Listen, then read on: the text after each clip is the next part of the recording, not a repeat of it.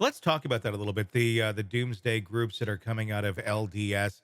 I mean, and then the ability to start thinking in such a bizarre way, in such a dark way, where you're able to rationalize the abuse of your own kids. I mean, that's the disturbing part. I mean, there's doomsdayers, or always has been, not, the most rational people in terms of thinking, but it Sure. gets to be even scarier when they feel like this thing is imminent, like it's coming, and we better be ready with our water and our food and everything else. But with that, with believing that the end is near, then do like practical reasons or practical reasoning about how to parent children, does that just go out the window and anything goes now because, well, it's near the end, so we can do anything? How do they? I don't quite get how they go from, okay, the end is coming, let's prep, to let's abuse our kids in such archaic and insane ways. Well, I think that the belief is that they are that they are correcting their children and guiding their children in a way that is going to keep them on the straight and narrow so that they are chosen when God comes back, when Okay, Jesus comes back. And I think that I mean, if you talk about Lori Vallow, they took it to the absolute extreme. sure.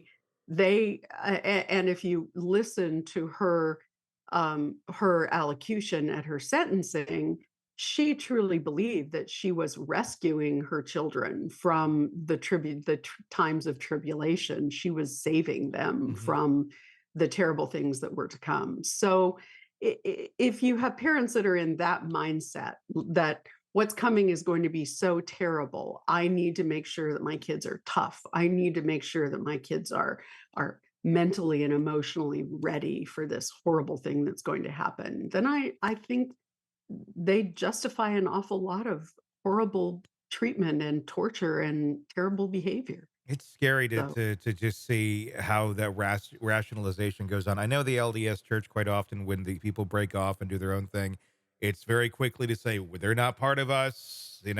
But they got there. They were able to ramp up the steps yeah. to eventually go and break off. I mean, what is it about the LDS Church that enables so many of these people to go off in these real crazy extreme routes here in modern culture? Well, Tony, I think that's a great question. And I think the answer is really that most of these people, and there are converts to the church, but I think what you will find is that most of these people are third and fourth and generation, Mhm. and they have grown up in the bubble that is the church, because the church really encourages people. It's not so much the religion as it is the culture, Mhm. and they encourage the people to stay within the cultural bubble of the LDS Church. And when you are third or fourth generation within that bubble, it's very difficult to see beyond that. Mhm. So oftentimes you have people who their entire mindset is the Book of Mormon and Doctrine and Covenants and Mormon history, and they don't see beyond that. They don't seek information beyond that. And the church really discourages members from seeking information beyond that that is available through the church. Mhm.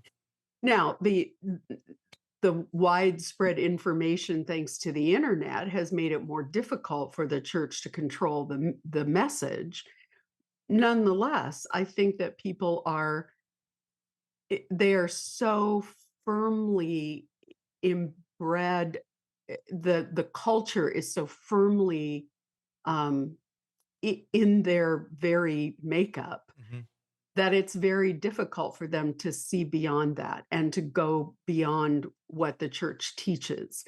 And then when these splinter groups come up, or these people who claim to be prophets, such as Tom Harrison, who wrote a book called Visions of Glory, and which has become very very influential in the Doomsday arena, the LDS Doomsday area.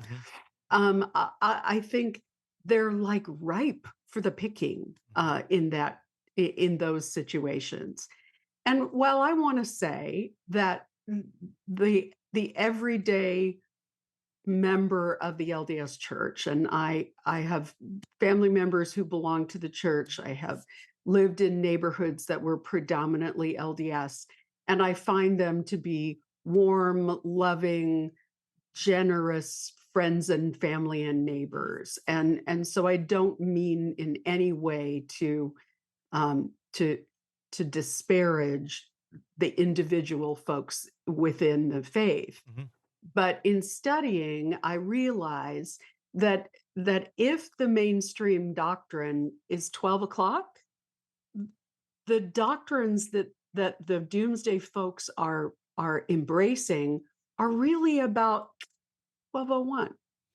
They're mhm. not that far away, Yeah. and it doesn't take a lot of movement to move just a little tick off of the mainstream doctrine into those doomsday ideas. And so I think that we're seeing it, and I think that what we may be seeing is a major schism coming within the mainstream church, Mhm, because back in the 80s and 90s, the church really aligned themselves with evangelical Christians.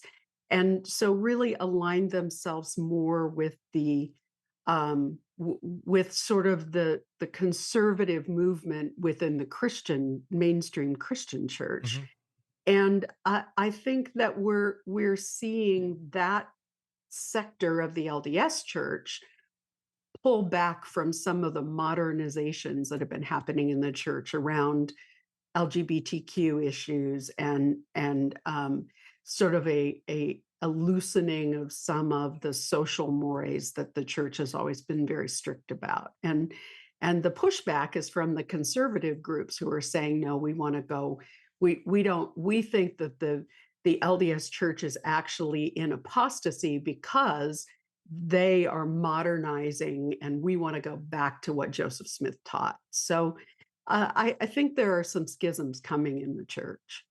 be very interesting to watch. Every year, it seems to get a little more stranger, and we see more and more unhealthy behavior and Right. individuals. Yeah, just kind of skewing out. Scary stuff. Hey, it's Tony Brueski. If you like the podcast, be sure to like, subscribe, and press that bell so you don't miss any of our updates on the cases we're following for you right here at the Hidden Killers podcast from True Crime Today. And thanks